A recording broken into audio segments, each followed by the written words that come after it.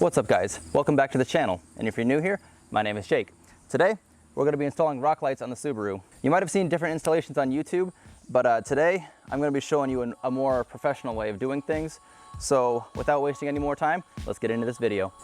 These lights were sent to us by 4-Wheel Drive King, so I'm just going to open this up real quick, show you guys how they come. Right away, it's actually pretty impressive, the care they took in covering that LED chip. Looks really well put together. Looks like insulated wire. And these ones are amber in color, kind of match my Subaru theme. But they also come in all other colors. So choose what color you like, and the backing plate and the hardware to install it. All right. With basic car knowledge, this will be a pretty simple job, but you will need a few extra things to complete this task, such as a drill, drill bits, wire loom, electrical connectors, and zip ties. For easier installation, you should pick up a universal light bar harness. Mine has 4 leads, and I will link everything in the description. So the point of rock lights in general are to shine light on the ground and shine light on your suspension, whether you're showing off or going for looks or using them for intensive purposes. Vehicles with extremely high ground clearance, you probably won't even need to remove the tire, but doing it this way really exposes all your suspension and lets you see how your rock lights are gonna put the light down, what's gonna get hit and what's not. And in most situations, you're gonna have a splash shield sitting in your wheel well. And if you're going down a gravel road, your tires are gonna throw rocks in this general area. So by mounting your lights further away, you decrease the chances of them actually getting hit by rocks and salt and road debris. So picking a spot is very important. Okay, I think it's gonna be perfectly fit. Well, there or up there. What a lot of people do, and definitely the easiest way, is using self-tapping screws or zip screws, because you don't have to do very much work. I mean, if you ever have to replace your rock lights, by the time you remove these or install these a couple times, you're gonna fatigue the metal so that the point it's gonna hold less and less. So zip screws are basically only good for one shot. I'm gonna show you a way better method of keeping your rock lights installed for better longevity and everything like that. This is what's called a nutsert tool, or a rivet nut set. Tools have a bunch of different names. All right, so here's the idea of it. You have a threaded nut, right? And when you put it in the tool, it gets pressed into the metal. So it's kind of like you have a nut there from the factory. It's gonna be seated in the metal, and you'll be able to remove your lights at any given time without stressing or fatiguing the metal. These just get pressed in, and you'll be able to remove the hardware whatsoever. And the best part is we get to use the existing hardware that came with the lights. This is the backing plate that your light's gonna sit on. Unfortunately, there are no instructions, so I get to figure all that out for you, which is pretty simple. Put my light through there. That's basically how it's gonna sit inside the bracket. Once you get your bolts put on, you'll have this little rubber insulator pad for it. Bring your wire this way. We're gonna take our marker and mark the bracket locations for the holes. I think that's a really good spot. So just take your light and mark your 2 places you're gonna, where your nuts are gonna go. All right, we think we found a good spot to put those lights, but we're gonna pop the hood and double check, because that's right around that shock tower. We don't wanna damage anything, so we're just gonna double check our work to make sure everything's gonna be great.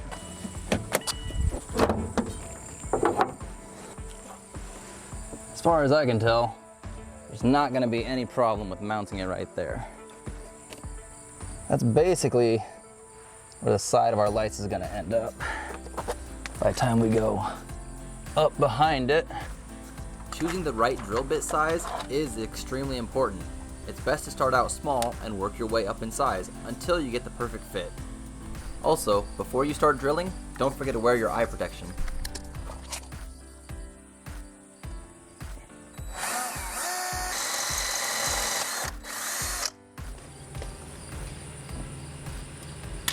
Perfect. All right, so, too close. Woo.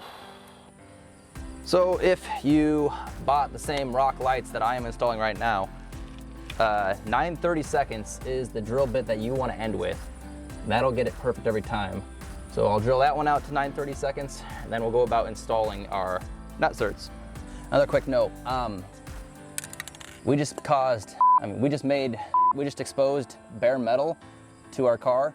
So you want to take some sort of paint, primer's best, rubberized undercoating, something to spray up in those areas. We don't need this rusting out and making our mod a problem. So anything that you guys have on hand, or if you need to make a quick trip to the store to get some primer, some undercoat, any sort of paint to cover our exposed bare metal, even better. That way we just keep a clean, professional install job like that. Really get up in the holes. It can be ugly. That's where a rock light's gonna sit. No one's gonna see it when your tire's on there. Just keep it. You just wanna keep it from rusting. So go freaking ham on the paint, the primer, the undercoating. Okay, so we're just gonna take our nutsert, thread it onto the tool.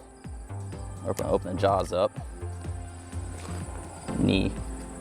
Get that all threaded onto the tool like that. And then we're gonna insert this up into the holes we just made, get them pressed in there. That way, they're good for life. Let's go ahead and get that tucked up in there. Once she's all the way sitting flush, we'll just go ahead and close that up. Take a little bit of a strength workout. Okay. And then open it up and you twist her out. Just like that. All right. Whoa. Okay, that was weird, camera. There. Okay, one installed nut, just like it was from the factory. Just like it was supposed to be there all along. Had to get a little tricky with this one, but in the end, it came out perfect. So next we're gonna take our light, figure out up or down, whichever way the wiring is gonna work best. But now we can install that light. Should be perfect.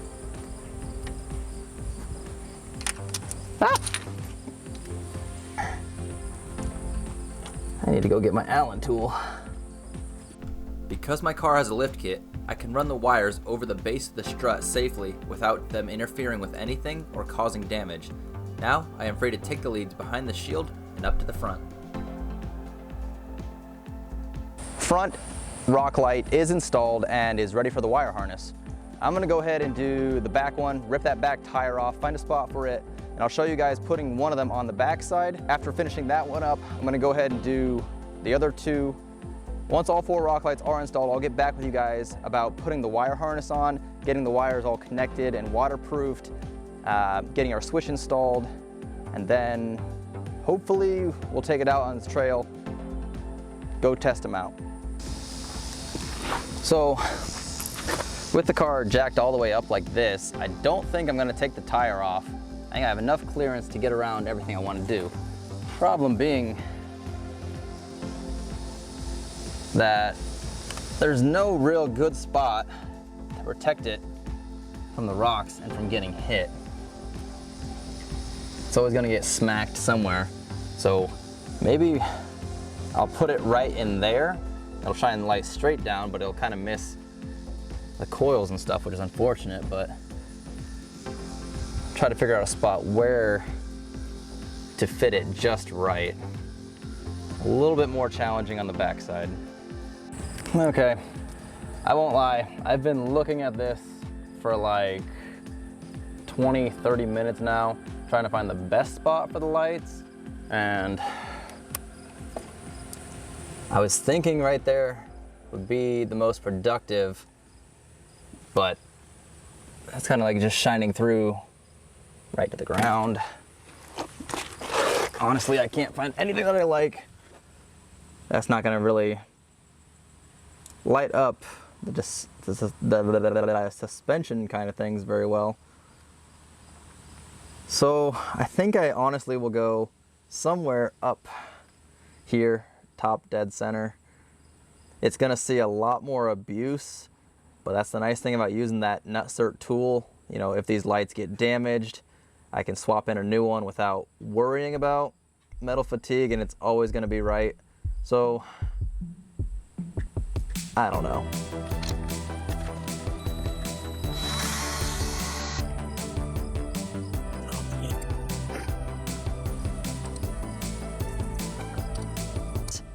All right, so there it is. I'm not thrilled with the placement of it, but I'm gonna take the wire now and feed it behind the splash shield and exit right there, and I can take the harness underneath the car all the way to the front. So that's where those zip ties come in. But light installed. Now the sweet part of removing the fume. Ooh. Okay.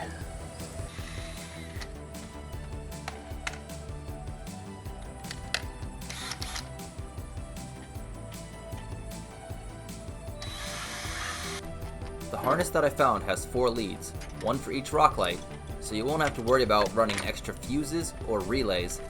It's a little messy to unpack, but takes care of a lot of headaches when using multiple harness sets. The only thing that you will have to do is connect the red wire to battery positive and the black wire to chassis ground on your vehicle. After that, it's just connecting each light to the harness.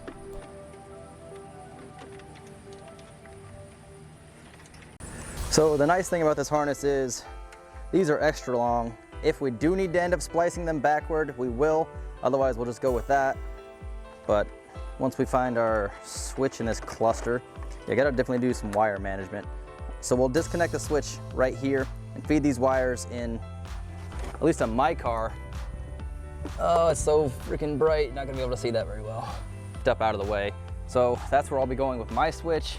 Otherwise, pretty straightforward. Ground tie, battery tie, and then we'll have to cut these wires back for all 4 pod lights. See that one tucked under right down there. So start zip tying wires and feeding them up to the front. Personally, these are what I like to use. They're butt connectors that are heat shrink. So once they're connected, heat up both ends and they shrink down to the point where no water can get in. But you can honestly use whatever connection you want. But yeah.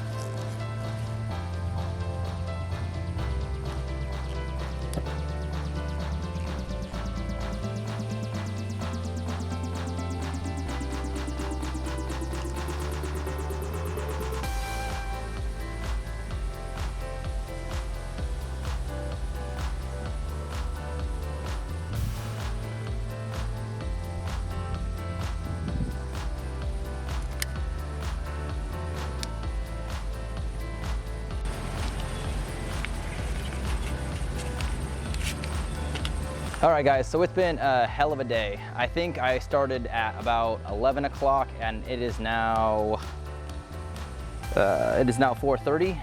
So 11, 12, 1, 2, 3, 4, 5. So about a 5 to 6 hour job. It probably would have gone faster if I had not stopped to film everything. And it took me a little trial and error to make sure everything is gonna work the way it did. The sun is behind a cloud, but everything has been wired up, everything is crimped down and connected, heat shrunk all the connectors down, so everything is watertight. All I have to do is go through and electric tape everything, put some loom on everything. But with that, I think it's time to go ahead and flip our switch and see how things are looking.